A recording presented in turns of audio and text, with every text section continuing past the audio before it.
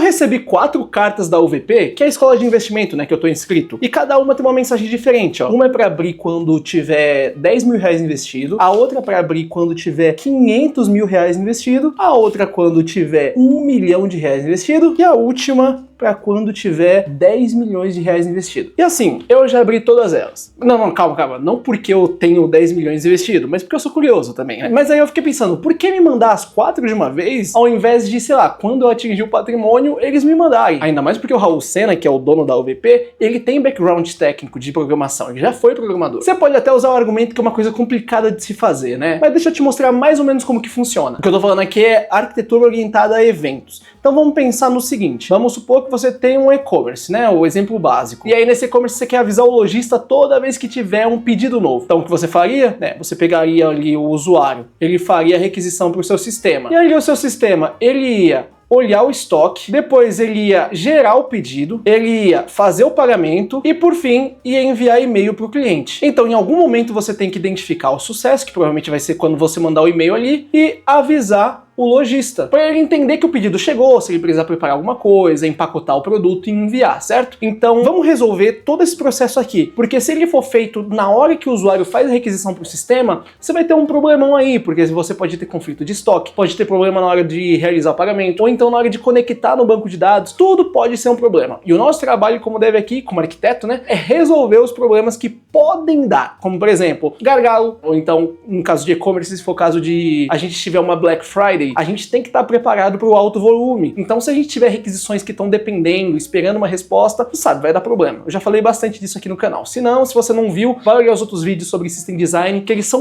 muito importantes mesmo. Mas primeiro termina esse vídeo aqui, vamos lá. A ideia aqui é que a gente tem várias etapas que podem dar problema, certo? Verificar o estoque. Não consegui comunicar com o estoque.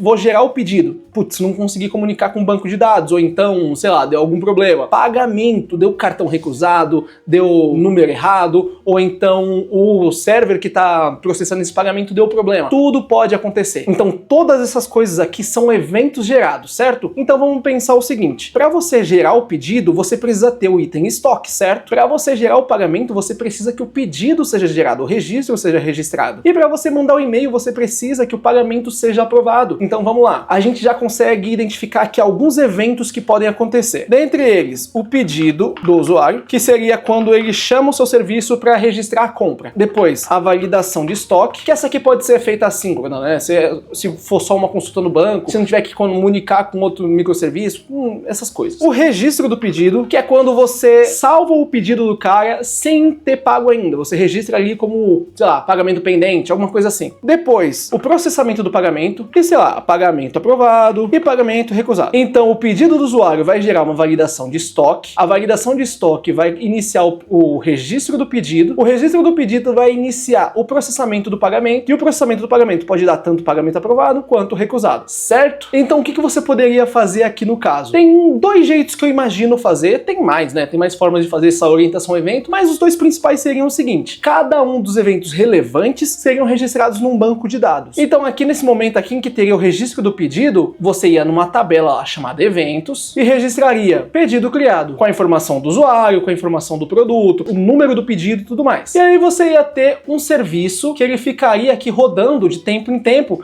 verificando essa tabela de eventos aqui. E aí quando ele pegasse um registro que ele não viu ainda, ele ia processar e fazer o que tem que fazer. Como por exemplo, pedido criado? Beleza, então deixa eu processar o pagamento. Então ele chamaria o serviço de pagamentos, né, o responsável por processar esses pagamentos, e ia falar, toma aqui essa ID de pedido e tenta processar o pagamento desse cara, com as informações de cartão e tudo mais, que ele já preencheu lá atrás. E aí com o pagamento aprovado ou não, esse serviço, ele ia escrever lá na tabela de eventos, pagamento aprovado, e a referência do registro do pedido, tipo a ID do pedido, do usuário, o que for. E aí, mais uma vez, esse serviço aqui, ele ia ler essa tabela, ia ver esse evento aqui, e aí o que ele ia fazer? Ele ia chamar outro serviço para fazer o envio de notificações. E aí dentro disso você poderia configurar, sei lá, avisar o lojista, avisar o cliente, gerar nota fiscal, tudo que pode ser feito dá para fazer assim. Ah, Rafael, mas você falou que tem outro jeito de fazer. Tem outro jeito e já vou te explicar o porquê. Quando você tem um serviço só, gerenciando aqui essa parte de eventos, tem alguns problemas. Se esse serviço cair, muita coisa pode dar errado. E você está lidando com um banco de dados, sabe? É uma tabela que está sendo escrita.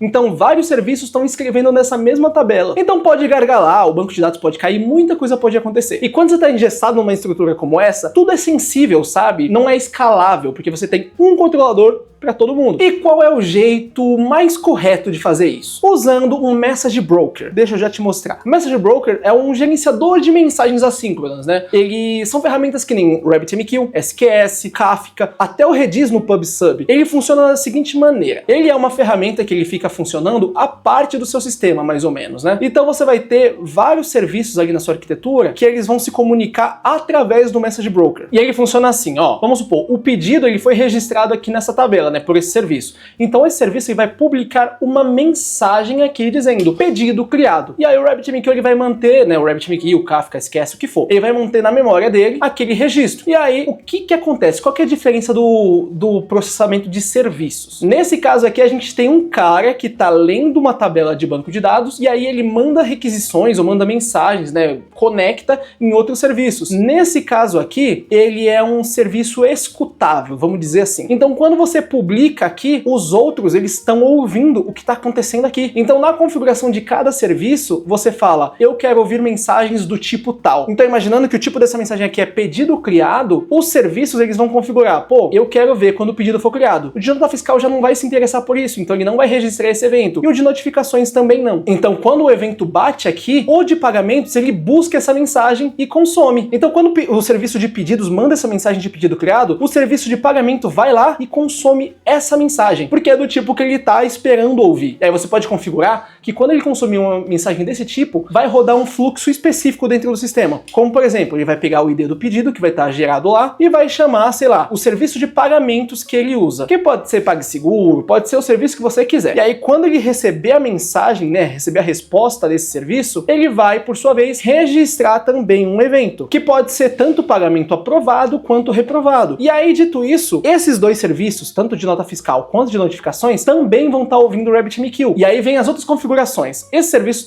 que também estão ouvindo, você pode configurar o de nota fiscal para quando o pagamento for aprovado, ele ir lá e emitir a nota. Ou então de notificações para ele gerar um evento, gerar a notificação, mandar o e-mail quando for aprovado e também quando for reprovado. Então, supondo que passou tudo bonitinho e o pagamento foi aprovado, esses dois serviços aqui vão consumir a mesma mensagem de aprovado. E aí eles vão seguir o fluxo deles e fazer o que eles quiserem. E assim, qual que é o problema dessa arquitetura aqui? Bem, ela é bem mais leve do que aquela outra, você não tem um serviço hosteando o seu, né, que você está configurando, que você tem que dar manutenção e definir qual evento ele vai chamar, que informações ele vai mandar, você já deixa configurado nos microserviços, nos serviços que vão precisar daquela informação. Mas também a gente está falando de um sistema que ele guarda as coisas em memória. Tem um jeito de persistir, mas aqui a gente está falando de um serviço que guarda as coisas em memória, a gente não tem um registro dos eventos. Mas até isso pode ser resolvido. Ferramentas como o RabbitMQ e o Kafka, até o SQS, tem uma estrutura onde você pode persistir as informações, persistir os sinais, as mensagens que você recebe. Assim você consegue guardar um histórico, mas a intenção não é para histórico, é para anti-falha. Porque pode acontecer de, por exemplo, o serviço de pagamento ter um erro. Vamos supor que aconteceu um problema no serviço de pagamento, lá no PagSeguro, lá no PicPay, sabe? Não sei que ferramenta que você usa, no Abacate Pay. E deu algum problema de conexão, você não conseguiu se comunicar, o serviço caiu, deu algum erro qualquer. Você vai deixar de processar o pagamento? Você vai deixar de saber se deu certo ou errado? Não, você declara um erro e aí dentro do Message Broker ele iria para alguma fila de erro, ou então persistiria para tentar de novo daqui a pouco. E aí ele aplica, né, uma lógica de retry, né, de retentativas, e também uma fila de mensagens mortas. Porque aí você pode ver os erros, ver o que aconteceu, tentar dar replay, tentar entender se deu algum problema no seu serviço, né,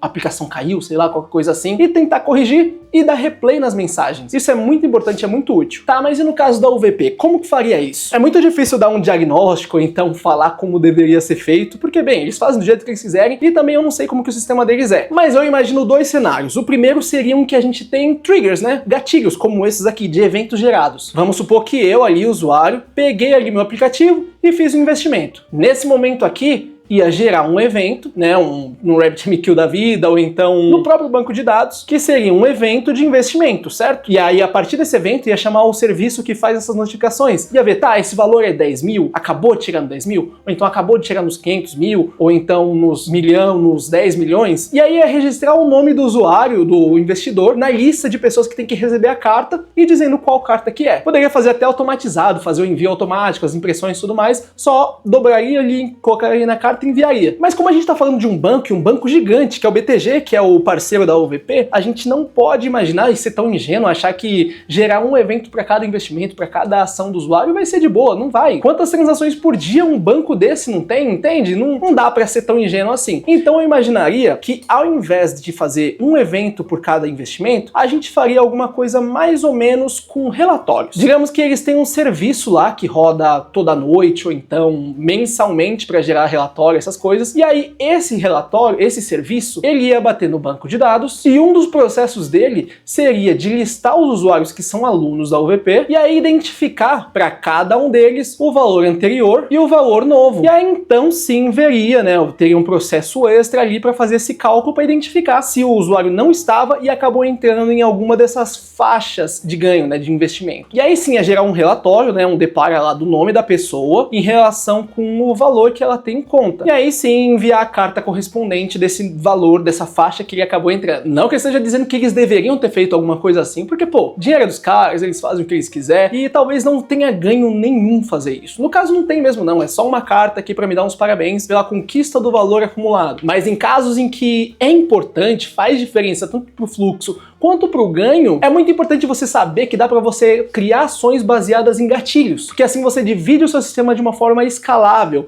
e que assim, vai ter muito menos problema e se der problema você sabe exatamente onde olhar, você vai ter um caminho fácil. Se cair o serviço de notificação, o de pagamento não vai cair e vice-versa. O problema vai estar sempre em uma ponta de uma forma controlada e assim, ninguém vai enviar o e-mail de pagamento feito se o pagamento não for feito. Você entende a diferença? Entender esse tipo de coisa muda o jogo para você, porque você vai sair de uma aplicação simples, que pode cair e também não escala, uma aplicação sustentável, bem parruda, que vai aguentar o tranco quando precisar. Eu já fiz um vídeo aqui no canal falando sobre arquitetura assíncrona. Eu recomendo muito você dar uma olhada lá, cara. Esse vídeo tá muito bom. Aí você já aproveita, já curte esse vídeo, já se inscreve no canal, deixa um comentáriozinho aí pra dar engajamento e manda também pra alguém que já quer discutir esse assunto. Manda pro seu chefe pra entender que aquele monolitão feio, velho, que ele tá rodando lá ainda não serve mais, cara. Tem como melhorar. E eu te vejo no próximo vídeo.